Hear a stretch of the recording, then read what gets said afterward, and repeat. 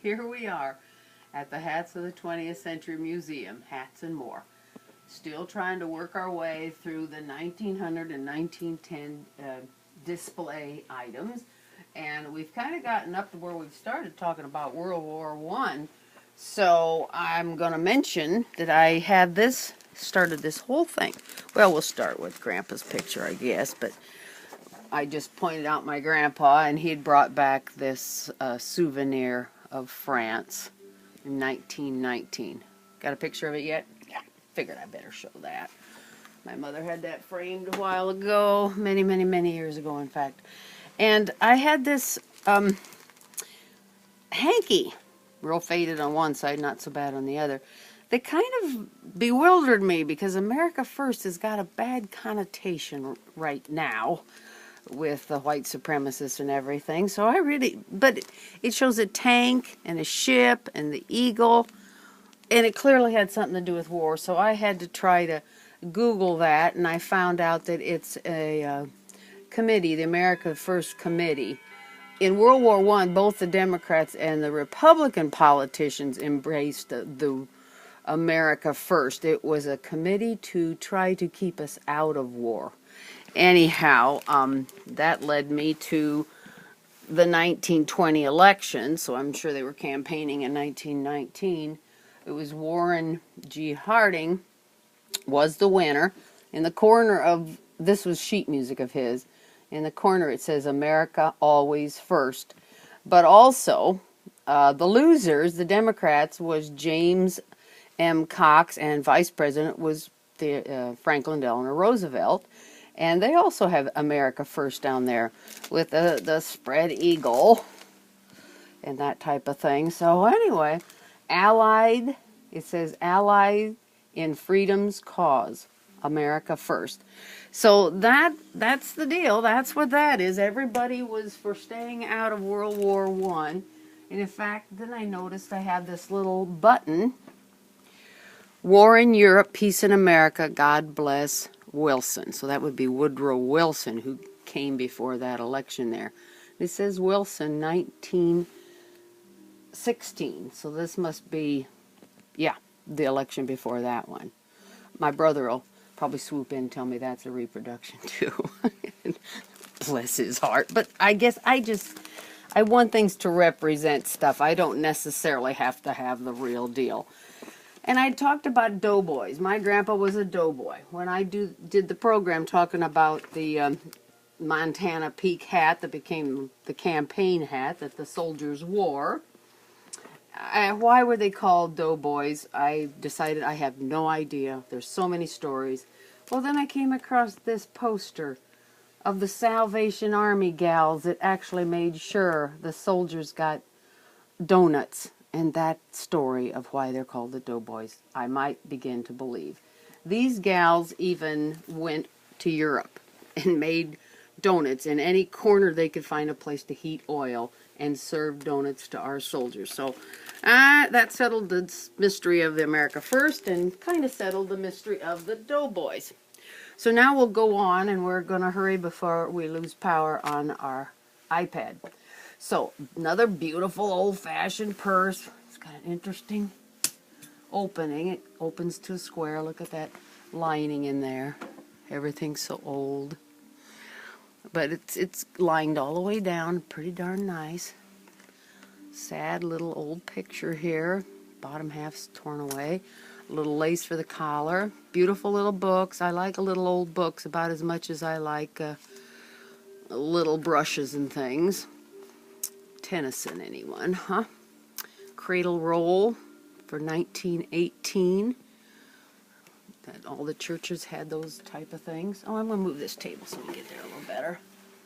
Like I say, I love brushes. Okay, here we are, another dress clip, or maybe for your sweater or for your shawl. Something to clip it and keep it up around your shoulders. This is an adorable little thing with kind of some kind of a slate or something here that will write. Oops. Yeah. A little something you could carry in your purse or pocket. Isn't that sweet?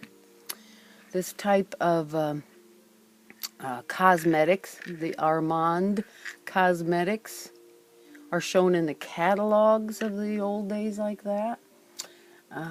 Just miscellaneous junky jewelry. Now, I have nothing that's very good. Here's some spangle or bangle bracelets that my aunt had given me. She wore them in college. I showed her a picture when I was showing you those plumes in the previous one. Oh, a comb. Wonderful old harmonica made in Germany. Here's the box. Isn't that marvelous? Okay, here we go. We're back to the soldiering. And there's a New Testament presented to the soldier boy in 1917. So no doubt he took it with him and took it serious when he was in the trenches. Here we have little fat records that have gotten very warped over the years, but they've got to be from this era. Keep the trench fires going for the boys out there. Now that's our boys in their trench coats in the trenches in World War I. The Yanks started yanking Little Wonder records and Bring Back the Kaiser to Me. Isn't that something? Now here's another record. Must be pertinent to this situation. Keep the home fires burning till the boys come home. Isn't that neat? But that's got a date on it. At some point I determined it would go in this era, so that must be a World War I reference there. Here we all know Pat O'Brien. This is definitely the look of the day here. That we're getting to the toque, much like that hat right up there. Long dresses, they drug behind a lot of the times. Just a pretty little figurine that was given to me. I'm going to lay that down so I don't knock it down. And my biggest, longest hat pin that we showed in the program. When the hats got so huge in the crown that you had to have a long hat pin to get through the big wide crown and out the other side. Pretty old place cards. Isn't that something? They had so many nice things back then too. Here's another one of the souvenir hankies that came back. And it's hard to see, but Italy, America, France, Great Britain, Russia is red with a little gold on the edge, and then versus Germany. A happy Christmas with all the fighting flags there.